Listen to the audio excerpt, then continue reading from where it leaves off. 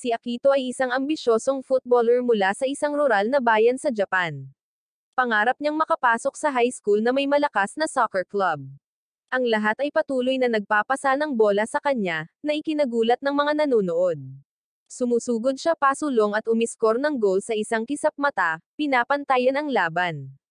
Sa hindi inaasahang pagkakataon, nakatagpo niya ang kanyang kaibigan sa elementarya na nakipaglaro sa kanya sa lumang club.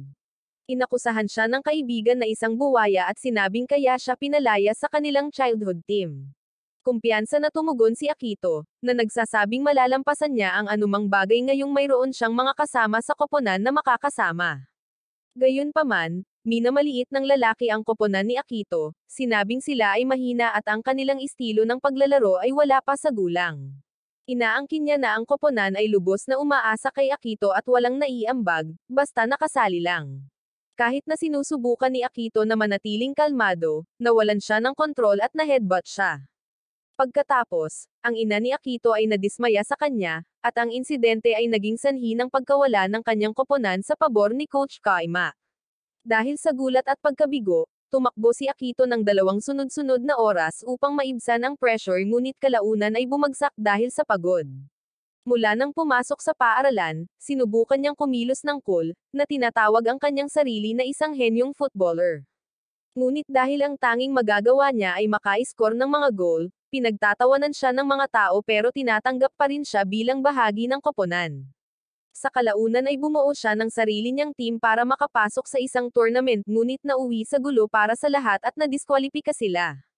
Nang magkamalay siya, nakita niya ang isang lalaking naglalaro ng football. Sa kanyang pagkamangha, kinokontrol ng lalaki ang bola gamit ang kanyang katawan at nagpakawala ng isang shot sa isang napakaikling oras. Nag-aalok ang lalaki na turuan si Akito ng pamamaraan.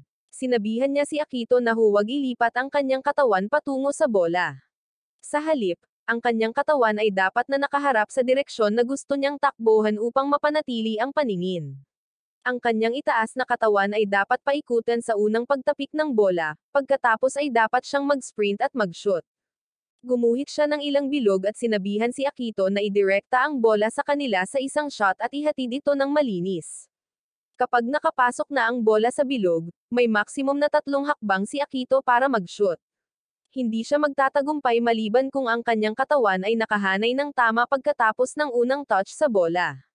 Ang biglaang pagkawala ni Akito ay nag-aalala sa kanyang pamilya. Nalaman ng kanyang nakatatandang kapatid na si Shino na nagdulot ng gulo si Akito para sa kanyang koponan. Sa kabila ng paghihirap habang nagsasanay, tumanggi si Akito na sumuko. Sinabi sa kanya ng lalaki na kung walang pagtutulungan ng magkakasama ito ay hindi tunay na football. Ipinaliwanag ni Akito na ang kanyang mga kasamahan sa koponan ay nagtitiwala sa kanya at palaging nagpapasa ng bola sa kanya, ngunit ang kanilang kakulangan sa kasanayan ay nangangahulugan na ang kanyang goal scoring rate ay nananatiling mababa. Samantala, ang lalaki na nakipagtalo kay Akito ay pumunta upang humingi ng tawad sa ina ni Akito, na inamin na ininsulto niya ito na nagdulot ng galit ni Akito.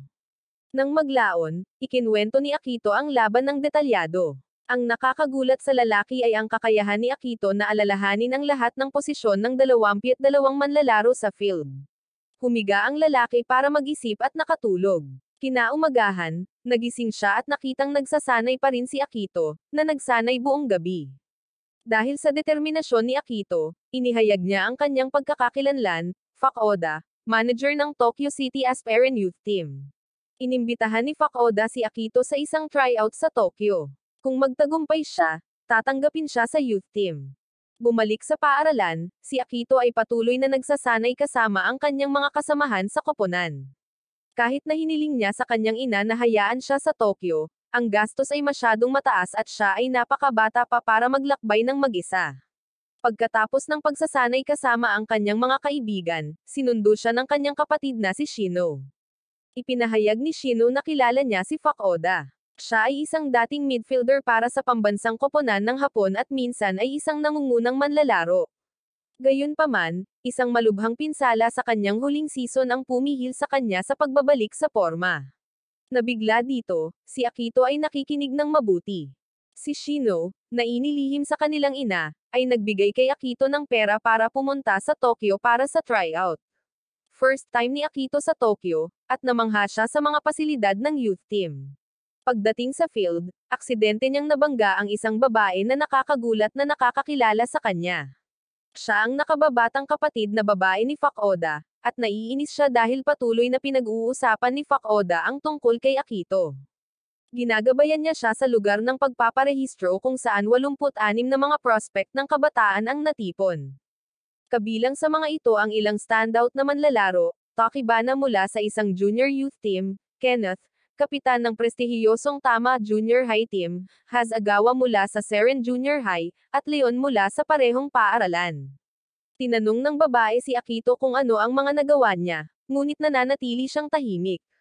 Umalis siya, sinabihan siyang 5,000 yen ang registration fee, ngunit mas nakatutok si Akito sa magandang turf field. Sa pagpapakilala ng coach, ipinahayag na ang club ay minsan nang nanalo ng kampyonato at minsang nanalo sa Emperor's Cup. Tinutugunan ni Fukuoka ang grupo, kung makapasa sila sa pagsusulit ngayon, sesonahin sila bilang mga opisyal na miyembro ng youth team. Gayunpaman, nagbabala siya na posibleng tanggihan ang lahat ng aplikante. Ang unang pagsubok ay ang physical fitness. Nanginginig si Akito nang makita ang matinding determinasyon ng lahat. Isang lalaki na nagngangalang Yutomo ang lumapit at kinausap siya. Pareho silang kinakabahan at siya ang unang taong nakipag-usap kay Akito, na nagpapasaya kay Akito. Ang ikalawang pagsubok ay isang 7 sa 1 laban sa pagitan ng dalawang koponan. Nakakagulat, inilalagay ni Fukuoka ang lahat ng pinakamalakas na manlalaro sa isang koponan. Si Hana, kapatid ni Fukuoka, ay nagdadala ng tubig sa field at nasisiyahang suportahan ang mga manlalaro at kahit siya masasabi niyang nangingibabaw ang pulang koponan. Ninakaw nila ang bola kay Akito at patuloy na umiskor. Sa pagkainis, pinagalitan ni Yutomo si Akito sa paglalaro ng makasarili, ngunit iginiit ni Akito na dahil walang pumapasa sa kanya. Si Takibana ng pulang koponan ay gumagalaw ng may hindi kapani-paniwalang liksi. Ang sabi-sabi na ang laban ngayon ay partikular na idinisenyo upang subukan siya. Habang nagpapatuloy ang laro, pagod na ang puting koponan ni Akito. Ang kanilang kinabukasan ay nakasalalay sa tryout na ito. Nais ng lahat na mag-stand out, ngunit ang coaching staff ay hindi lamang naghuhusga sa mga kasanayan or fitness, naghahanap sila ng football intelligence. Biglang huminto sa paggalaw si Akito sa field. Ang mga coach ay naguguluhan, bakit mag-iimbita ng ganito si Fukuoka? Napagtanto ni Akito na naglalaro siya ng masasamang gawi mula sa bahay kung saan maaari siyang umasa sa kanyang malalapit na kaibigan.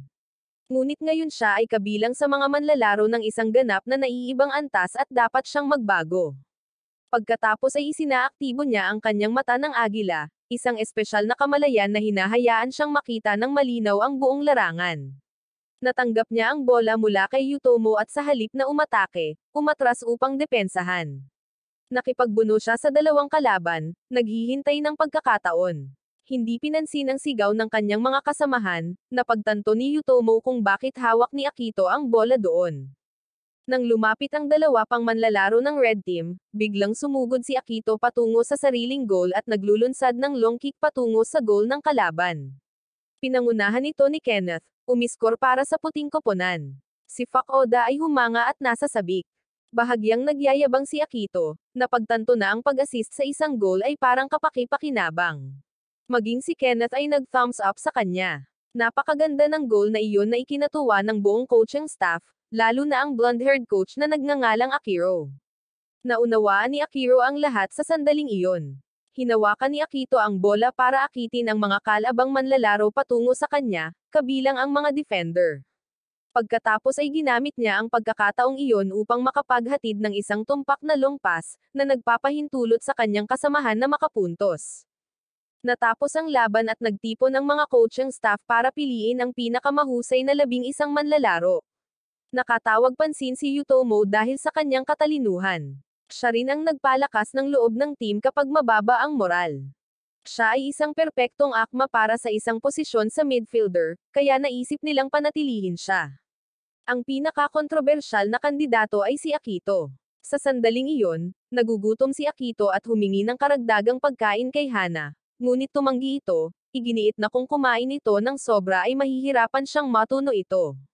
Ang mga napiling kandidato para sa susunod na round ay inihayag. Ang lahat ng mga kalahok ay hiniling na magtipon sa larangan upang marinig ang mga resulta. Buti na lang at kasama si Akito sa mga napili. Agad niyang tinawagan ang kanyang ina at kuya para ibahagi ang magandang balita. Tuwang-tuwa si Shino at umaasa si Akito na magdadala ng karangalan sa kanilang pamilya. Ang huling round ay isang laban sa pagitan ng dalawang koponan ng 11 manlalaro. Nahihiyang sinubukan ni Akito na magpakilala sa kanyang mga kasamahan, ngunit iilan lamang ang tumugon. Ang bawat isa ay nagpalitan ng pagpapakilala sa kanilang sarili at ang mga uri ng pas na gusto nila. Alam nilang lahat na ito na ang kanilang huling pagkakataon para maging mga profesional na manlalaro.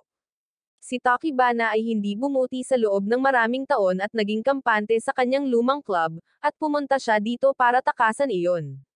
Hindi tulad ng iba, hindi pa ganoon kalayo ang iniisip ni Akito. Hindi pa niya naiisip na maging pro. Dumating ang kanilang mga kalaban at laking gulat nila nang makitang sa final round ay makakaharap nila ang mga opisyal na miyembro ng Tokyo City Esperian Youth, tawagin natin silang Team A, habang ang 11 kasalukuyang kandidato ay bumuo ng Team B. Ito ay tila hindi makatwiran at nagprotesta ang ilang contestant. Habang ito ay dapat na isang pagsubok, ang mga kalaban ay napakahusay. Nakita ni Tachibana ang Team A na naglalaro noong nakaraang taon. Naalala pa niya ang pakiramdam ng nanunood ng larong iyon. Ang kanilang mga kasanayan ay lampas sa kanyang imahinasyon, na higit pa sa karaniwang manlalaro ng high school. Sa totoo lang, pinangarap ni Tachibana na makapaglaro tulad nila balang araw. Namutla si Yutomo at sinulyapan si Akito, na mukhang nasa sabik. Binigyan sila ni Fukuoka ng ilang tagubilin bago magsimula ang laro. Ang hitsura ng youth team ay pumukaw ng buzz sa mga tao. Hindi kailanman naging ganito kasabik si Akito. Muling ipinakilala ni Tachibana ang Team A sa grupo. Karamihan sa kanila ay mga estudyante sa unang taon sa high school, mas matanda lamang ng isang taon sa mga kandidato. Naniniwala si Tachibana na magkakaroon sila ng pagkakataong maging draw ang laban. Matapang na idineklara ni Akito na matatalo niya silang lahat, na ikinainis ni Akacho mula sa Team A. Nahati ang Team B sa mga posisyon at nagkalat sa field, ngunit sa ilang kadahilanan ay tinatalakay pa rin ng Team A ang mga taktika. Biglang lumapit si Akacho para kausapin si Akito at nagtanong tungkol sa sapatos niya. Luma at sira-sira na ang sapatos ni Akito, ngunit komportable siyang suotin ito. Nagpakilala si Akacho at nakipagkamay kay Akito. Positibo ang unang impresyon ni Akito sa kanya, ngunit parang may kakaiba sa Team A. Patuloy silang nagkakamali at napansin ni Tachibana ang isang malaking puwang sa kanilang pormasayon sa panahon ng paggalaw. Nagawa ni Akito na lapitan ang goal ng hindi namarkahan, bagamat sa kasamaang palad ay namiss niya ang shot. Ang Team A ay itinutulak pabalik ng Team B. Sa kabutihang palad, ang kanilang goalkeeper ay nazalba ang bola. Nagsimulang magpahayag ng pagkadismaya ang mga manunood sa Team A. Kinakatawa nila ang Japan ngunit labis na naglalaro ng masama. Hindi maintindihan ni Tachibana kung bakit sila naglalaro ng ganito. Patuloy silang nag-uusap ng mga taktika at tila may iba ulit. Pagkatapos ay biglang nagbago ang kapaligiran sa paligid ng Team A, na ikinagulat ni Akito. Habang tinatanggap ni Akito ang bola, mabilis na inagaw ito ni Akacho sa kanya. Ang Team A ay nagsimulang kumilos sa perpektong koordinasyon at nakapuntos. Naging razor sharp ang pagpasa nila. Hindi man lang mahawakan ng Team B ang bola at napilitang habulin ang Team A nang walang kabuluhan. Maging si Hana ay naiwang tulala. Halos hindi nag-dribble ang mga manlalaro ng Team A.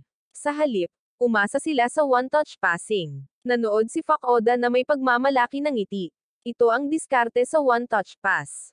Kung naisa sa katuparan ng tama, pinapayagan nito ang mabilis na mga pambihirang tagumpay ngunit kinakailangan ang lahat ng 11 manlalaro na lumipat sa mga tiyak na posisyon at asahan kung saan pupunta ang bola. Sa madaling salita, kailangan nilang mag-isip bilang isa. Ang Team B ay itinapon sa kaguluhan. Si Akito, tumangging sumuko, ay sinubukang harangan ang bola gamit ang kanyang mukha, na nagdulot ng pagdurugo ng ilong. Gayunpaman, kinuha ni Akacho ang bola at muling umiskor. Nang tatayo na si Akito, kinukot siya ni Akacho ang kanyang sira-sirang sapatos, na tinawag itong kalunos-lunos. Tinulungan niyang tumayo si Akito, sa kabamulong sa tenga nito, wala kang silbing bata na nagpapababa sa iba sa pagiging masayahin mo, basura ka at umuwi ka na. Natigilan si Akito at hindi siya makapaniwala na nanggaling ang mga salitang iyon sa isang taong akala niya ay mabait. Natapos ang first half.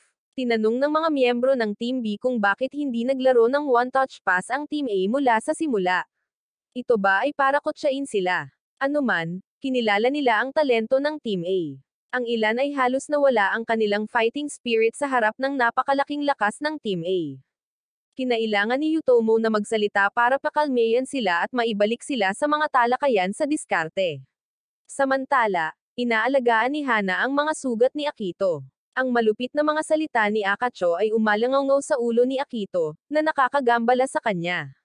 Nang makita ang kaguluhang ekspresyon ni Akito, nagbahagi si Hana ng higit patungkol kay Akacho.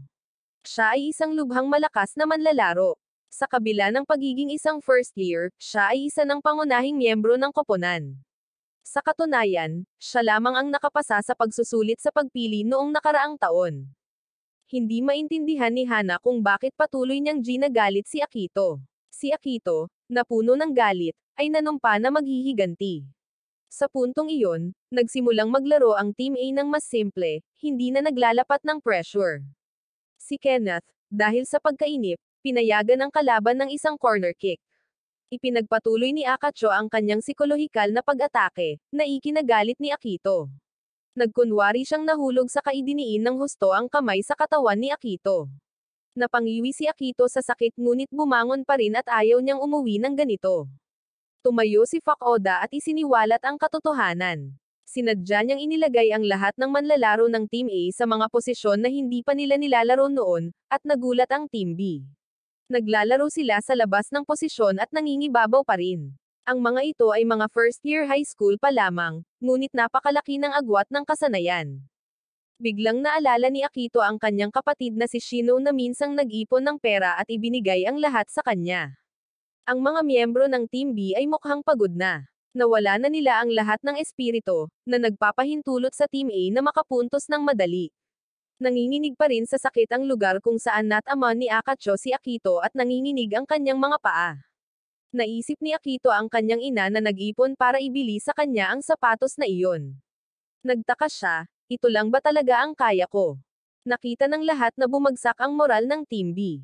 Tanging sina Yutomo at Takibana lamang ang nakapagpatuloy. Pagod na si Kenneth at hindi na makatakbo, nawalan na rin ng gana si Nakato na lumaban. Inobserbahan ni Fukuoka ang kanilang mga reaksyon at nagsimulang mag-cross off ng mga pangalan. Si Akito ay gumala sa field na parang multo. Hinahangad niyang maligo sa mainit na bukal sa bahay at maglaro ng football kasama ang kanyang mga kaibigan. Nagtaka siya, ano ang maaari kong gawin dito? Pagkatapos ay tumangala si Akito at sinalubong ang malamig na tingin ni Fukuoka.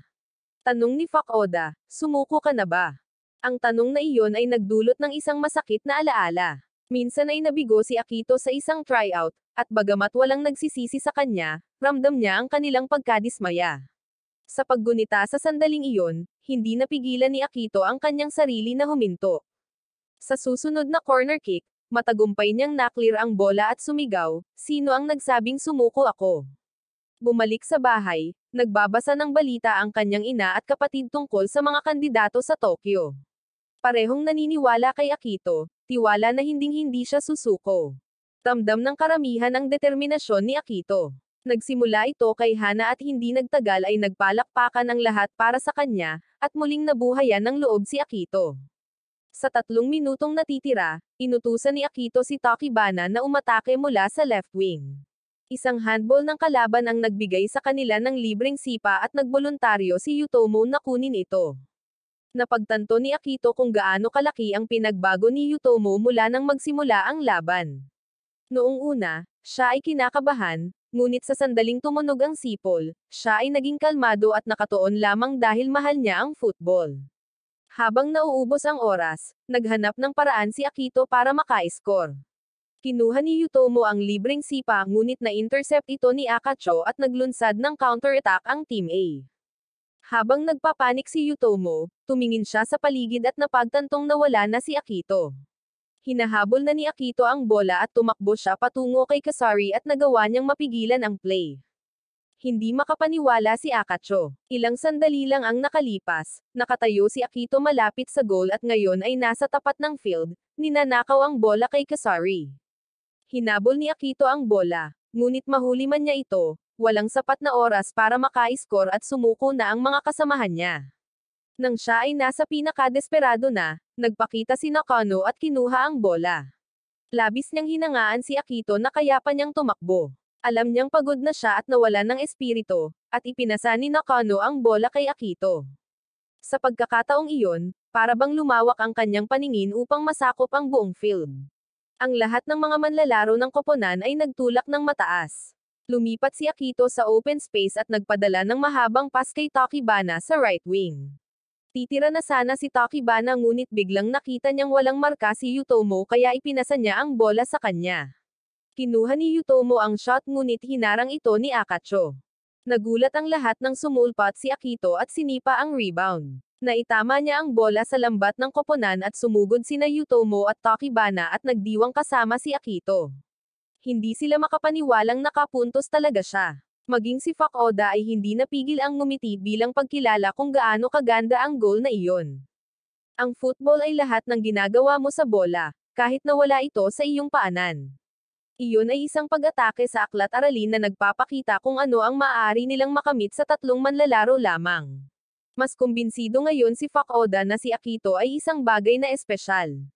Pagkatapos ng laban sa pagsubok, tinawag si Akito para sa isang panayam sa mga coach. Kulang na lang ay ilarawan niya kung ano ang pumasok sa isip niya ng mga sandaling iyon. Gustong malaman ng mga coach kung ano ang iniisip ni Akito nang siya ay umiskor. Sinabi ni Akito na hindi niya matandaan ng malinaw. Hindi siya sigurado kung bakit siya napunta doon, ngunit nagkaroon siya ng kutob at tumakbo patungo sa left wing. Nakita niya si Yutomo na umaabante patungo sa goal at naramdaman niyang naunawaan ni Yutomo ang sinusubukan niyang gawin. Lumipat si Akito patungo sa goal para maging handa sakaling mabaigo ang shot ni Yutomo. Hanggang ngayon, naglaro lang siya ng football sa paraang gusto niya nang hindi nag-overthink. Naisip din niya ang kanyang ina at kuya at sila ang dahilan kung bakit siya nakapuntos. Pakiramdam ni Akito ay palagi siyang pabigat sa kanila at gusto niyang gantihan sila ng mabuti kahit papaano. Nagpasalamat siya kay Fukuoka sa paghatid sa kanya doon. Pagkatapos ng araw na iyon, bumalik si Akito sa kanyang bayan upang tumambay kasama ang kanyang mga kaibigan. Ilang oras na ang lumipas mula noong tryout at wala siyang narinig na balita. Napansin ni Shino na si Akito ay nawawalan ng tulog kamakailan, tiyak na nag-aalala siya sa mga resulta. Bahagyang ngumiti si Akito, sinabing inihanda na niya ang sarili sa pinakamasama. Kahit na siya ay tinanggap, ang pagsali sa youth team ay magiging mahirap dahil ang paninirahan sa Tokyo ng 3 taon ay napakamahal. Nakipaglaro siya sa mga kaibigan niya hanggang gabi nang bigla niyang naalala ang sulat na ibinigay ni Hana sa kanya bago siya umalis. Sinabi niya sa kanya na buksan lang ito kapag nakauwi na siya. Sa loob ay isang tumpok ng mga buwanang plano sa pagkain. Nagbiro ang kanyang mga kaibigan na malamang na Gina Yuma ni Akito ang nakababatang kapatid na babae ng manager sa Tokyo at espesyal na inaalagaan siya nito. Iminungkahi ni Shino na tanungin na lang niya si Hana tungkol sa mga resulta at tiyak na alam niya. Nag-isip sandali si Akito at lumabas para tumawag. Maya-maya lang ay dumating ang nanay ni Akito na may hawak na sulat mula sa Tokyo. Natagpuan niya ito sa mailbox at hindi niya napigilan ang sarili, binuksan niya ito. Ito ay ang liham ng pagtanggap mula sa Tokyo City Asparian Youth. Nakabold ang salitang tinanggap sa itaas at tuwang-tuwa si Akito. Ang kanyang mga kaibigan ay sumigaw para sa kanya. Ang kanyang ina, gayunpaman, ay mukhang tahimik na malungkot. Sinabi niya na sa huli ay inalis ng football ang kanyang anak mula sa kanya. Nang maglaon, pinag-isipan niya ang mga salitang sinabi niya kanina at pinagalitan ang sarili dahil sa pagiging mahina at emosyonal. Nagulat si Akito at ang kanyang ina ay tila napakalakas noon pa man, pero hindi pa niya ito nakitang ganito. Determinado na gawing mas madali ang kanyang buhay, naisip ni Akito na kung siya ay magiging isang sikat na profesional na footballer maaari siyang kumita ng maraming pera. Siya ay hindi partikular na matalino, kaya maaaring ito lamang ang kanyang landas. Kung ang mga gastos sa pamumuhay sa Tokyo ay masyadong malaki para sa kanya, marahil ay kailangan niyang maghanap ng ibang paraan. Ang kanyang ina, Pabalik mula sa trabaho at narinig ang lahat, ay pumasok sa silid at kinuha ang telepono upang kausapin si Hana. Nais niyang malaman kung magkano ang aabutin para kay Akito na manirahan sa Tokyo sa loob ng 3 taon. Sa sumunod na mga araw, malawakang napag-usapan ni Hana at ng club ang mga bagay na pinansyal sa ina ni Akito. Gayunpaman, hindi na ipahayag ni Akito ang tunay niyang nararamdaman sa kanyang ina. Lumipas ang oras at dumating ang tagsibol. Malapit na ang araw ng pag-alis ni Akito, at ang kanyang ina ay nag-iimpake ng mga damit sa kanyang malita. May gustong sabihin si Akito ngunit hindi siya napigilan. Kahit sa pag-alis niya, hindi niya masabi rito ang nararamdaman niya. Noong araw na iyon, ipinaliwanag ng guro sa mga estudyante na lumipat si Akito sa isang paaralan sa Tokyo. Walang umaasa na aalis siya sa araw na iyon. Nag-alala si Shino at sinabihan si Akito na kontaken siya kung may kailangan siya. Ang tanging pinagsisisihan ni Akito ay hindi niya masabi sa kanyang ina ang kanyang nararamdaman. Iniisip niya ang tungkol sa kanya kaya hindi siya makapag-focus sa football. Sa istasyon ng tren, nagulat si Akito nang makitang nandoon ang lahat ng malalapit niyang kaibigan para magpaalam sa kanya. Tumakbo sila hanggang sa mahabol siya nang may pahintulot ng guro. Dahil sa matinding damdamin, pinigilan ni Akito ang kanyang mga luha, determinadong umalis na may ngiti. Pagkatapos ng group photo, oras na para pumunta. Ang lahat sa lugar ay naghihintay na makipaglaro muli sa kanya ng football. Nangako si Akito na maging pinakamahusay na manlalaro sa mundo para sa kanila. Inabot ni Shino sa kanya ang isang bag na inihanda ng kanyang ina. Sinabi niya sa kanya na huwag itong buksan hanggat hindi siya nasa tren. Sa loob ay isang bankbook, isang debit card, at isang sulat. Sa liham, humingi ng paumanhin ang kanyang ina dahil hindi siya makita. Alam niya kung gaano kahirap ang ginawa nito sa nakalipas na 6 na buwan. Hindi nababagay sa kanya ang melancholy, aniya, kaya nagbukas siya ng savings account para mabayaran ang kanyang mga gastusin sa pamumuhay, matrikula sa paaralan, at bayad sa club sa Tokyo. Humingi rin siya ng paumanhin dahil hindi niya ito pinapansin nang sinubukan niyang kausapin siya. Nahulaan na niya ang nais nitong sabihin ngunit hindi niya kayang marinig ang mga salitang iyon mula sa anak. Ikinalulungkot niyang hindi niya ito mabili ng bagong pares ng football shoes, ngunit sa loob ng kahon ay may isa.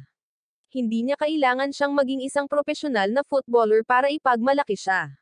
Palagi niyang ipinagmamalaki ang kanyang anak mula nang ipanganak ito. Hindi na napigilan ni Akito ang kanyang mga luha at humagulgol na parang bata. Hindi pa siya umiyak ng ganito. Ang kanyang regalo at liham ay ginawa siyang mas determinado kaysa dati. Hindi niya alam kung nakapasa ang iba sa tryouts pero umaasa siyang parehong nakarating sina Yutomo at Tokibana. Pagdating ni Akito, nagsasanay na ang Team A sa field. Nasa harapan na niya ngayon ang mga player na nakita niya lang sa TV. May nakakilala sa kanya bilang isa sa mga kalahok sa tryout at, nang makita ang kanyang bagahe, ipinagpalagay na lilipat siya sa mga dorm, ibig sabihin ay nakapasa siya. Hinawakan ng isang babae ang kanyang kamay at pinuri ang kanyang pagganap. Pagkatapos, nakita ni Akito na dumating sina Yutomo at Tokibana dala ang kanilang mga malita at nagyakapan ang tatlo sa tuwa. Parehong alam ni Yutomo at Tokibana na pumasa si Akito. Siya lang ang hindi nakakaalam, dahil wala siyang phone. Sa lahat ng 86 na kandidato, silang tatlo lang ang natanggap sa youth team. Kahit na malapit lang ang tirahan ni Tokibana at Yutomo, nagpasya silang manatili sa mga dorm para matuto ng kalayaan. Humingi ng autograph ang mga babaeng kakakilala lang nila. Habang pumipirma, napansin ni Akito ang isang pahina na may markang pirma ni Koriba. Hindi alam kung sino iyon, muntik na siyang pumirma doon pero mabilis siyang pinigilan ng babae. Inikat ni Yutomo si Akito patungo sa pitch at itinuro si Koriba, isang rookie na nakapasok na sa Team A ng Tokyo. Noong gabing iyon, nagtipon silang tatlo sa mga dorm kung saan nakilala nila ang dalawang manlalaro na nakaharap nila sa tryout, sina striker Yoma at defender Kasari. Formal na ipinakilala ni Tokibana ang grupo, na naging dahilan ng pagka-awkward ng lahat. May kabuoang 11 bagong manlalaro ang lumipat sa mga dorm noong araw na iyon, ngunit 10 lang ang nakita ni Coach Nozomi. Isang miyembro ang hindi pa dumarating. Namigay ng gamit at uniforme si Coach Nozomi sa mga naruroon, at nakatanggap si Akito ng jersey number 33. Hiniling ng coach kay Akito na hawakan ang uniforme para sa kanyang kasama, isang nagngangalang Togashi, na hindi pa dumarating. Hindi pa rin makapaniwala si Akito na nakarating siya rito. Kinaumagahan, kinuha ang mga bagong manlalaro para makuha ang kanilang mga opisyal na larawan. Si Yutomo ay nag-aayos ng kanyang buhok mula alas 6 upang maging gwapo sa larawan. Tinanong niya si Akito tungkol sa kasama niyang si Togashi. Tila, si Togashi lang ang direktang na-scout this year pero hindi pa rin siya nagpapakita. Ipinakilala ni Takibana ang isa pang manlalaro sa grupo, si Kuroma, isa sa mga miyembro ng youth team na na-promote mula sa Tokyo Junior Squad. Siyam lamang ang mga naturang manlalaro ang napili ngayong taon, mas kaunti kaysa karaniwan. Tinanong ni Akito kung bakit hindi pumunta ang mga manlalarong iyon para kausapin sila. Natawa si Kuroma at ipinaliwanag na hindi sila masyadong magaling sa pakikisalamuha. Si Yoma at Takishima lang ang madaling kausap ngunit talagang hindi si Kasari. Sa totoo lang, kinakabahan silang lahat. Kung tutuusin, ngayon ang araw na tuluyang natupad ang kanilang mga pangarap. Ngayon ay minarkahan ang seremonya ng induction ng 13 bagong miyembro sa Tokyo City Asparian Youth Team. Dumalo rin si Coach Akiro, ang blonde-haired trainer mula sa Junior Youth Team. Ngayon lang nagsimulang magmuni-muni si Akito sa mga pangarap ng mga manlalaro na direktang pinili mula sa Junior Youth System ng Tokyo. Marahil ang pangarap nila ay sumali sa youth team. Bagamat hindi sila dumaan sa tryout, kinailangan nilang magtiis ng malupit na proseso sa pagpili para lang makapasok sa junior youth ranks. Isang matipunong coach na nagngangalang Benzo, na dalubhasa sa pagsasanay ng mga goalkeeper, ay ipinakilala. Si Nozomi, ang manager ng Team B, na lumabas din. Nararamdaman ng lahat ang profesionalismo ng kapaligiran kanilang pinapasok. Ito ay ganap na naiiba mula sa anumang iba pang mga koponan sa antas ng mataas na paaralan. Sa kabila ng pagkakaroon ng 40 na manlalaro sa youth team, iilan lang ang pipiliin para maglaro para sa Team A, ang opisyal na squad. Ang sinumang ma-promote sa Team A ay magkakaroon ng pagkakataong direktang makipagtulungan kay Fukuoda, ang youth team manager. Ang hitsura ni Fukuoda ay nagdulot ng pananabik sa mga manlalaro na direktang umabant mula sa junior youth team. Nang mga sandaling iyon, dumating ang isang mukhang magaspang na lalaki na sinamahan ng isang grupo ng mga bikers. Siya si Togashi, ang huling Nozali na rookie ngayong taon at ang magiging roommate ni Akito. Ang lahat ay nagulat sa kanyang hitsura at nag-iisip kung ang isang tulad niya ay maaaring maglaro ng football. Ngunit hindi nag-atubili si Akito. Humakbang siya, iniabot kay Togashi ang kanyang jersey, at nagpakilala bilang kanyang kasama sa silid. Si Togashi, naghihinala noong una, ay nagtanong kay Akito kung isa siya sa mga manlalarong napili mula sa junior youth team. Nang malaman niyang si Akito ang napili sa pamamagitan ng tryout, agad na nagbago ang kanyang kilos. Ngumiti siya ng matamis at nakipagkamay kay Akito. Matapos ang dramatikong pagpasok ni Togashi, ang mga magulang sa karamihan ay nagsimulang bumulong-bulong sa pag-aalala. Hinimok ni Coach Nozomi si Fukuoda na magbigay ng talumpati para pakalmayan sila ngunit walang sinabi si Fukuoda. Sa halip, sinabi niya sa mga manlalaro na dumiretso sa pitch.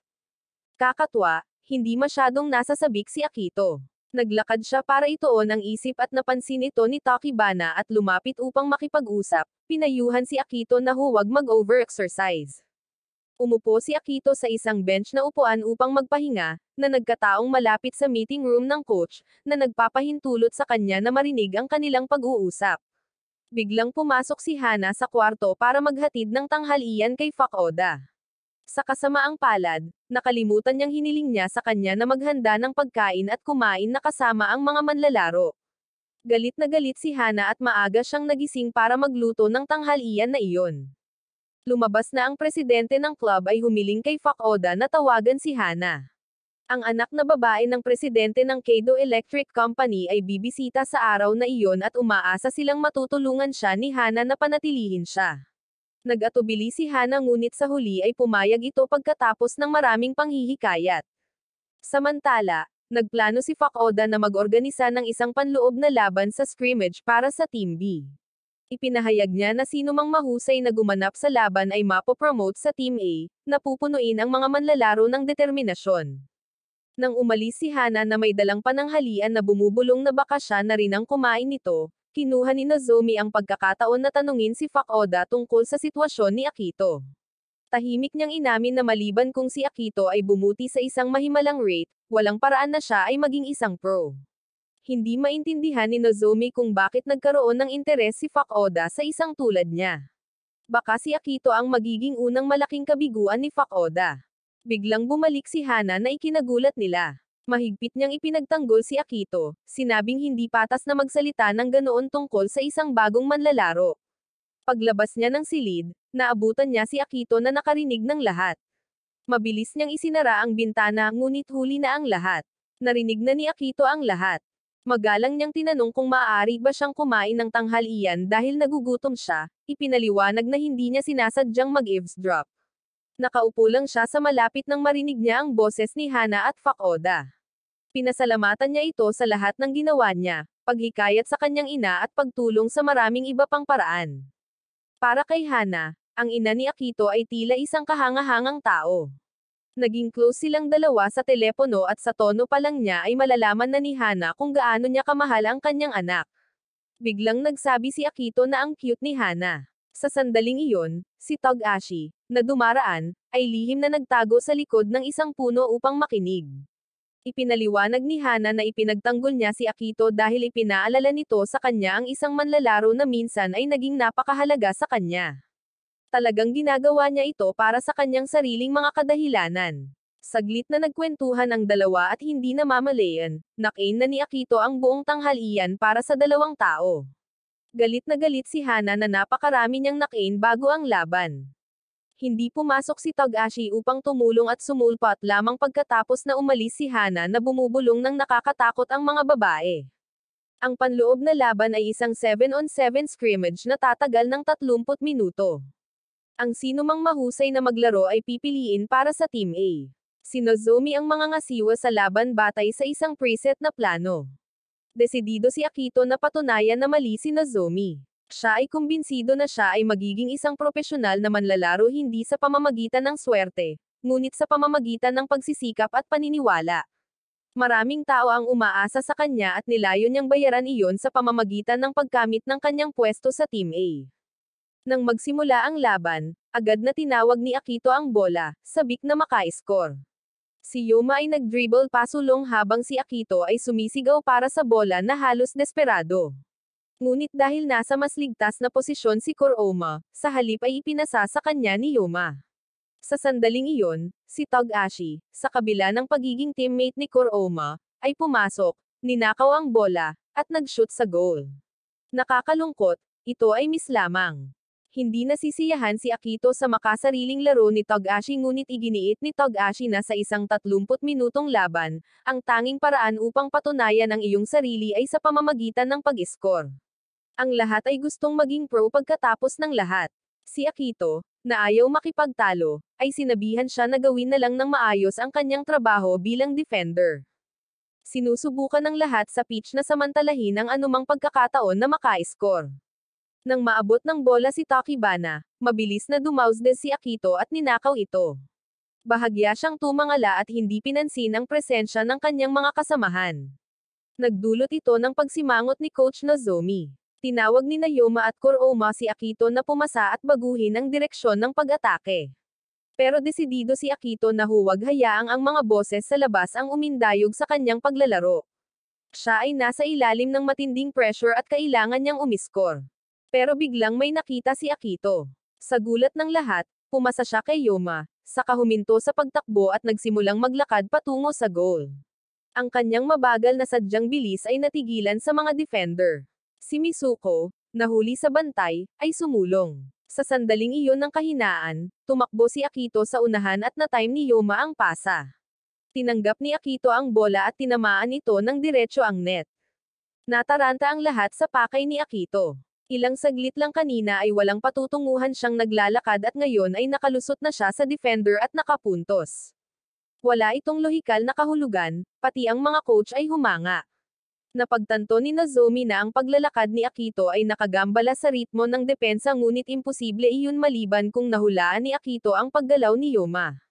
Ang mas nakakaintriga, hindi pa napag-usapan ni Akito at ng iba pa ang ganoong dula ng maaga. Naghinala si Nozomi na si Akito ay maaaring nagtataglay ng kakaiba at kawili-wiling kasanayan, ngunit may mga pagkukulang pa rin na maaaring pumihil sa kanyang maging pro. Si Akito ay nakasakay sa mataas na kumpiyansa. Gayunpaman, ang kanyang kontrol sa bola ay mas mababa pa rin sa iba at patuloy siyang nawalan ng posesyon. Pinayuhan siya ni Yoma na ihinto ang pagsisikap na gawin ang lahat ng mag-isa at sa halip ay ipasa sa mga kasamahan sa koponan tulad ng ginawa niya kanina, at iyon ay tunay na football. Biglang naalala ni Akito ang pagsasanay kasama ang kanyang mga kaibigan pabalik sa kanyang bayan. Inakala ng lahat na ang kapintasan na binanggit ni Nozomi ay ang mahinang kontrol ng bola ni Akito, ngunit ang totoo ay ang tinutukoy ni Nozomi ay ang kanyang kakulangan sa tactical na kamalayan. Si Erika lang, ang anak ng sponsor, ang nakaintindi nito. Itinuro niya na si Akito ay isang pabigat sa kanyang mga kasamahan sa koponan dahil siya ay kulang sa tactical intelligence. Galit na galit si Hana nang marinig si Erika na nagsasalita ng ganoon kay Akito. Nagtalo siya na ang mga taktika ay ang mga tagubilin lamang na ibinigay ng coach at sinusunod ng mga manlalaro. Ganyan talaga ang ginagawa ni Akito, ngunit ipinaliwanag ni Erika na ang uri ng mga taktika na sinadya ni Nozomi ay mga individual na taktika, ang condensed personal football intelligence ng isang manlalaro. Samantala, naobserbahan ni Togashi na unti-unting nagiging magkakaisa ang mga junior youth players. Kinaweyan ni Kuroma si Togashi at saka pinasa kay Akito. Gayunpaman, hindi naunawaan ni Akito ang intensyon sa likod ng pagpasa ni Kuroma. Sinigawan siya ni Kuroma na hawakan ang bola ngunit si Akito, nalilito, ay hindi naintindihan ang ibig niyang sabihin at muling nawala ng posesyon. Galit na pinagalitan ni Kuroma si Akito at nagtanong, hindi mo ba naiintindihan ang mga hint pass? Kailangan mong tumuon sa iyong mga kasamahan sa koponan at sa landas ng bola higit pa sa pagtakbo ng bulag. Hindi maintindihan ni Akito ang ibig sabihin ni Kuroma sa mga hint pass or intensyon. Sinabi ni Nozomi na napagtanto ng itim na koponan na hindi kayang talunin ni Akito si Kasari ng one-on-one, kaya hinigpitan nila ang kanilang pormasayon at nagsimula ng mga short pass.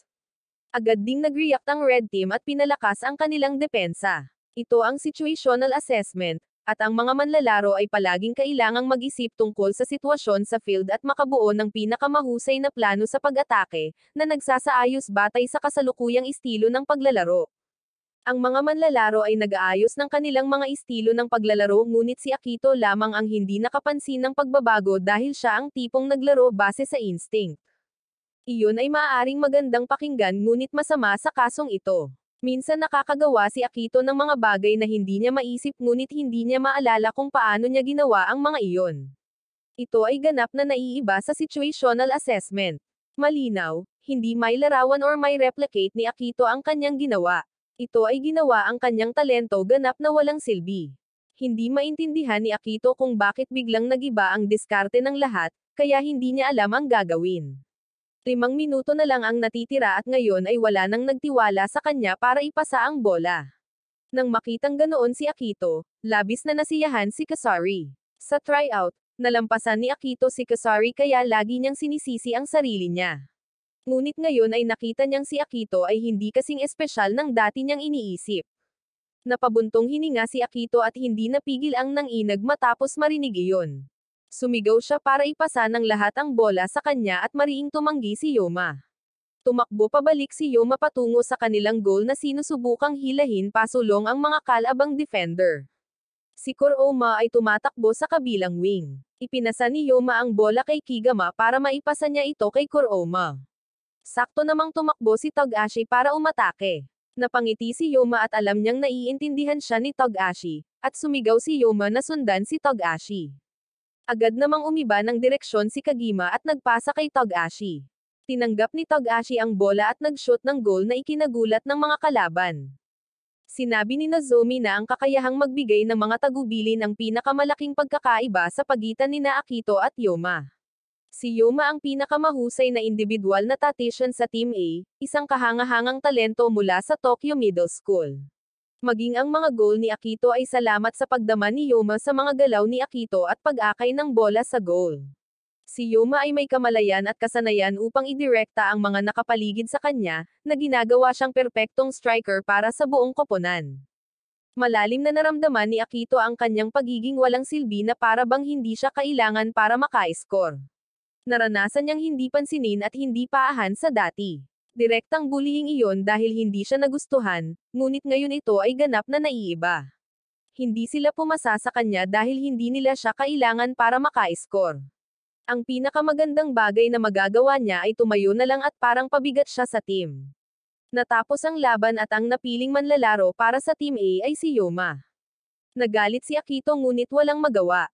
Nakascore siya pero kahit ganoon wala siyang silbi.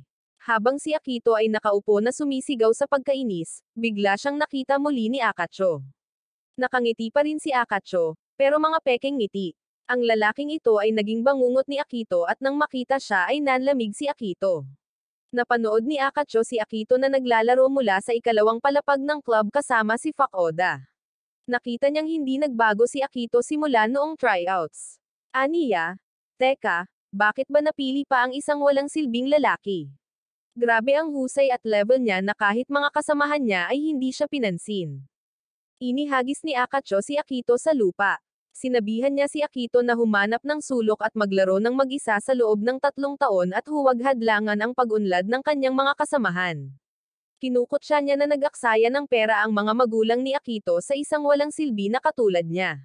Dahil sa sinabi ni Akacho, nagsimulang magduda si Akito sa kanyang sarili. Tila hindi sapat ang lahat ng kanyang pagsisikap sa ngayon. Dirdiretsong tumakbo si Akito sa silid ng coach at iniyuko ang kanyang ulo, nakikiusap na turuan siya kung paano maglaro ng soccer. Noong araw na iyon ay nakilala ni Erika si Hana at nag-usap. Tila naintindihan ni Erika kung bakit labis na hinangaan ni Hana si Akito dahil ang estilo ng paglalaro ni Akito ay parang sa isang taong babanggitin niya nang biglang dumating si Fukuoda, na ikinamula ni Erika. Labis na nasasabik si Erika na makilala ang kanyang idolo kaya hindi siya nagsalita. Bumalik sa isipan ni Hana ang sinabi ni Erika at biglang naalala ang unang pagkikita nila ni Fukuoda. Noon, iniuwi siya ng ina ni Fukuoda para ipakilala siya. Nagpa siya ang ama ni Hana na pakasalan ang ina ni Fukuoda. Simula noon naging pamilya na sila. Dahil dito, maaaring pumunta si Fukuoda sa Espanya nang walang pag-aalala. Naalala pa niya ang kalmadong tingin nito na puno ng kumpiyansa na hinding-hindi niya makakalimutan. Sa sandaling iyon, dumating si Coach Akiro upang hanapin si Fukuoda. Mula nang kunin ang payo ni Nozomi, hindi tumigil si Akito sa pagsasanay. Sinabi ni Nozomi, depensahan ito at sipain, na siyang pangunahing prinsipyo ng soccer. Simula noon, hindi na bumabalik si Akito sa kanyang kwarto. Napagtanto ni Hana na hindi ang kanilang mga estilo ng paglalaro ang magkatulad kundi ang kanilang mga mata. Kahit anong pressure ng mga kalaban, laging puno ng sigla ang mga matang iyon. Kung hindi mawawala iyon kay Akito, magiging mahusay siyang manlalaro at nagpa siya si Hana na suportahan siya hanggang dulo. Tumawag si Akito sa bahay na gustong magtanong kung magkano ang gagastusin niya para maging isang propesyonal na manlalaro sa loob ng 3 taon. Gusto sana ni Shino na iabot ang telepono sa kanilang ina, ngunit ayaw itong kausapin ni Akito dahil wala naman siyang naabot mula nang pumunta rito. Binigyan ng kanilang ina si Shino ng isang notebook. Ang kabuuang gastos ay 300,000 yen sa isang taon. Nangako si Akito na babayaran ang lahat sa loob ng 3 taon. Biglang hinablot ng kanyang ina ang telepono at sinabihan siyang huwag lumampas, saka ibinaba. Narinig ni Togashi ang buong usapan mula sa likuran. Sa mga sumunod na sesyon ng pagsasanay, patuloy na gumagawa si Akito ng mga pangunahing pagkakamali. Nagpa-practice sila ng passing, pero sa tuwing umabot sa paa ni Akito ang bola, humihinto ito. Nasaksihan ito ni Nagato at hindi na nakapagpigil. Pinigilan ni Taiga si Nagato na magwala. Sabi ni Nagato, bagamat rookie si Akito, hindi ibig sabihin na ay excuse natin siya. Survival of the fittest ang youth team, kaya hindi tayo pwedeng magdahan-dahan dahil sa isang tao. Hindi naintindihan ni Nagato kung bakit gustong maging propesyonal ng isang taong walang pangunahing kasanayan tulad ni Akito. Sinabi ni Taiga kay Nagato na si Akito ay nagsasanay ng husto kahit na ang iba ay tulog. Ngunit sa kabila ng pagsasanay araw at gabi, hindi nag-improve si Akito. Nang gabing iyon, dumating sina Yutomo at Tokibana upang tulungan si Akito na magsanay ng mga pangunahing kasanayan. Kinaumagahan, mabilis na napagod si Akito sa pagsasanay sa lahat, ngunit patuloy niyang sinisikap na abutin ang antas ng koponan. Habang nagpapahinga, lumapit si Taiga at nagbigay ng kapaki-pakinabang na payo kay Akito. Sinabi ni Taiga kay Akito na humingi ng payo sa kasama niyang si Togashi. Bagamat kakaiba ang hitsura ni Togashi, siya ay isang direktang napiling manlalaro. Noong gabing iyon, nagplano si Akito na lumabas ng dorm para mag-practice mag-isa na wala sina Tachibana at Yutomo dahil ayaw niyang maapektuhan ang mga ito. Nang papalabas na ng kwarto si Akito ay hinarang siya ni Togashi. Akala niya ay sumosobra na si Akito at sinabing kapag nagpatuloy siya sa ganito, malapit nang mapagod si Akito at maanod sa kanyang propesyonal na pangarap. Iginiit ni Akito na hindi siya pagod at susubukan niya sa lahat ng paraan na huwag mahuli. Tumawa si Togashi at sinabing ituturo niya kay Akito ang tunay na kahulugan ng harangin ito at sipin. Paulit-ulit na sinipa ni Togashi ang bola sa mukha ni Akito. Paulit-ulit niyang sinasabi kay Akito na kailangan niyang palawakin ito, ngunit ganoon pa rin si Akito. Sinabi ni Togashi kung si Akito ay nasa kanyang racing team, siya ay itatali sa isang kotse at kakaladkarin sa buong lungsod. Nadidismaya si Togashi dahil hindi alam ni Akito kung paano haharangin ang bola. Nakaramdam ng matinding sama ng loob si Akito at sinipa niya ang bola kay Togashi, ngunit talagang nasalo ni Togashi ang bola at tumpak pangang na-shoot ito sa isang streetlight. Ang hakbang ni Togashi ay napagtanto ni Akito ang tungkol sa pagpapalawak. Nang makita ito, naalala ni Togashi ang isang lumang alaala at tumawa siya ng malakas. Noong siya ay nasa ika-5 baitang, una siyang pumunta sa National Training Center. Alam ng mga tao doon na hindi siya bihasa at hindi siya pinansin. Si Fukuoka lamang ang nakakita ng kanyang potensyal. Sa loob ng 15 minuto, pinanood ni Fukuoka si Togashi na nagsasanay gamit ang mga salitang maaaring bumaon sa mapurol na isipan ni Togashi. Ngunit nang gustong malaman ni Togashi kung ano pa ang kailangan niyang gawin, tumigil si Fukuoka. Gusto niyang si Togashi ang mag-isa na alamin ito, na sinasabing nakakatulong ang pagtayo sa sarili na maalala ang mga bagay ng mas matagal kaysa anupaman. Mula noong araw na iyon, sinaliksik ni Togashi ang payo ni Fukuoka at patuloy na sinisikap na punan ang kanyang mga pagkukulang at walang katapusang pagsasanay. Pagkatapos, dumating sina Tachibana at Yutomo, tinatanggihan siyang magsanay ng mag-isa ng ganoon. Pagkalipas ng ilang araw, upang matapos ang pagsasanay, naglaro sila ng 4 sa isang tabi na may porma sayo ng diamante. Hinayaan lang silang mag-dribble pasulong, magpasa ng mahaba, at bawal ang one-on-one. Nangangahulugan ito na kailangan nilang dumaan ng dahan-dahan patungo sa goal. Kung hindi nila ma-shoot or makontrol ang bola, hindi sila makakasali sa laro. Kung mangyari iyon, wala na sila sa field. This time, mas confident si Akito. Sinubukan niyang mag-relax hanggat maaari. Nakita siya ng lahat bilang ang pinakamahinang link sa pressure sa malapit, ngunit hindi nila alam na pagkatapos ng ilang araw ng pagsasanay kasama si Togashi, siya ay nasa ibang antas. Ang layunin ay hindi lamang upang kontrolin ang bola ngunit upang ilipat ito. Gustong gumalaw ni Akito, kaya kailangan muna niyang kontrolin ang bola, ibig sabihin ay kailangan niyang mag-isip kung saan niya gustong pumunta matapos itong matanggap. Hanggang ngayon, naisip lang niyang ihinto ang bola at mag-dribble para umatake. Pero ngayon kailangan niyang i-expand ang katawan para lumawak ang paningin at posisyon para makagalaw siya sa kahit anong sitwasyon. Dahil right-footed si Akito, mahuhulog ang bola sa kanang bahagi. Sa katunayan, sa paggawa nito, maaari siyang maging mas mabilis. Malayo si Nagato, kaya malayang nakagalaw si Akito. Mayabang na tinapik ni Togashi ang kanyang katawan, ipinagmamalaki ang kanyang unang estudyante. Sa puntong ito, sa wakas ay natanto ni Akito na ang bawat sesyon ng pagsasanay ay may sariling layunin. Habang nagsasanay siya, mas naging interesante ito. Hindi niya kailanman naunawaan ang kahalagahan ng isang bagay tulad ng pagharang ng bola noon. Naramdaman niyang lumawak ng malaki ang kanyang pakiramdam sa football. Sumenya si Akito kay Taiga na tumakbo sa likuran. Ipinasa niya ang bola kay Taiga para gawin ang mapagpasyang shot na tumagos sa goal ng kalabang koponan. Nagulat ang lahat sa pag-usad ni Akito. Alam ni Kasari na si Togashi ang nagturo sa kanya sa night practice, ngunit paano kaya mabilis na umunlad si Akito? Napansin ni Togashi na si Akito ay may mahiwagang mata, at si Coach Nozomi ay labis na nasiyahan sa kamakailang pagganap ni Akito. Nagpasya siyang turuan si Akito kung paano maglaro ng football ng maayos.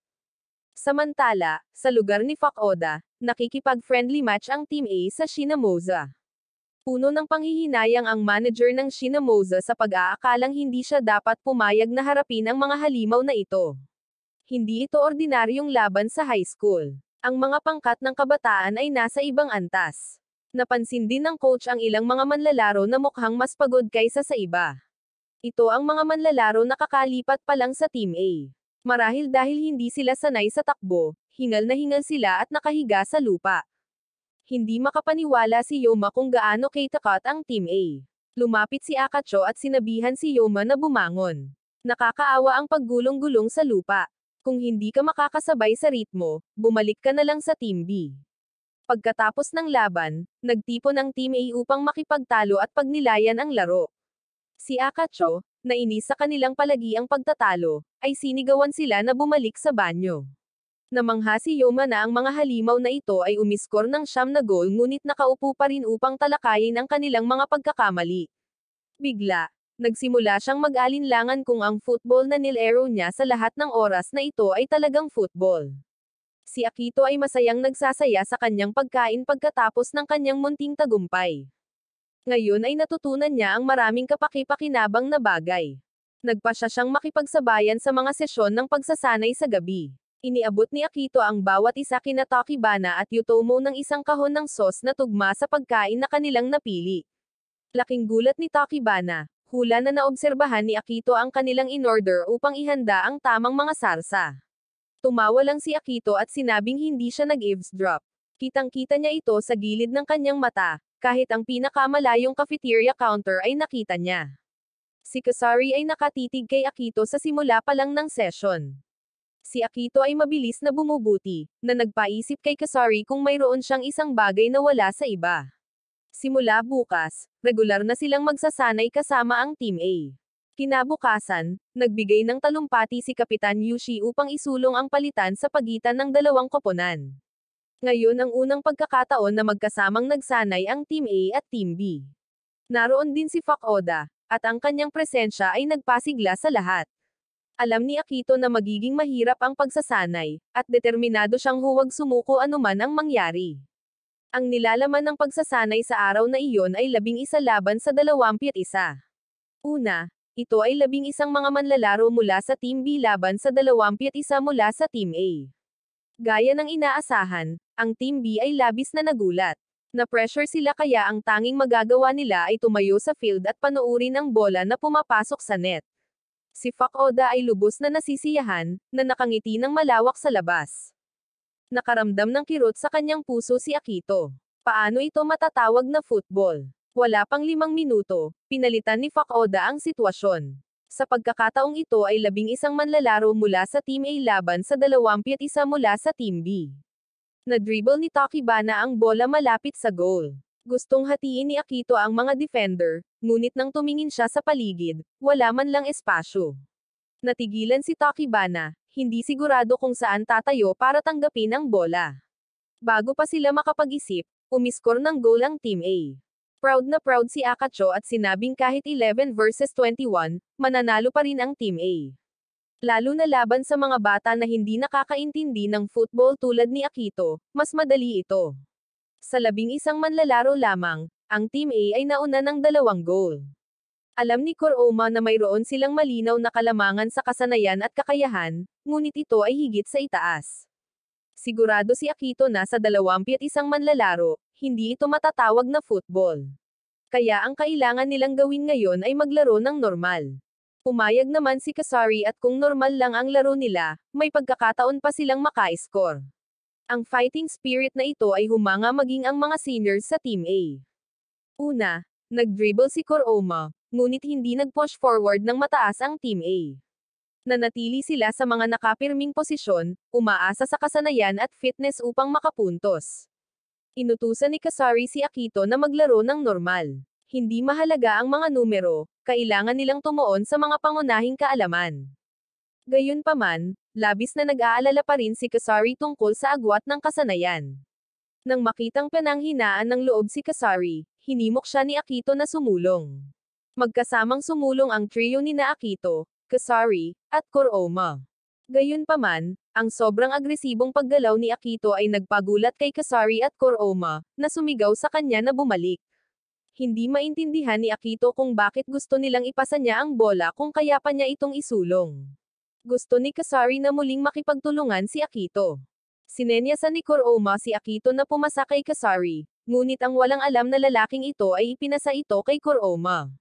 Siyempre, na-intercept ng Team A ang bola, mabilis na nag-counter-attack, at umiskor sa Team B. Natapos ang laban, at hindi pa rin maintindihan ni Akito kung bakit galit na galit sina Kuroma at Kasari. Galit na sigaw ni Kuroma, sinabihan niya si Akito na maglaro ng normal or baka hindi man lang naintindihan ni Akito ang ibig sabihin ng normal na paglalaro. Lumapit si Nozomi kay Akito at mahigpit na hiniling sa kanya na pagnilayan ang nangyari. Bakit sa 21 na manlalaro ay sina Kasari at Kuroma lang ang nagalit sa kanya? Ano ang dahilan ng kanilang galit? Ito ang sumunod na gawaing iniatang sa kanya ni Nozomi.